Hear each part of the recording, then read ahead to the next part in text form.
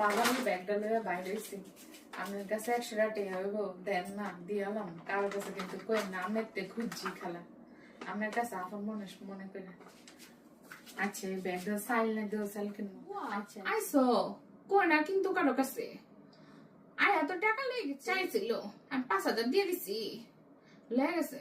না না বুয়া তুমি কিন্তু কারে কো না, আমি আবার কারে কো। হ্যাঁ হ্যাঁ ভালো আছো?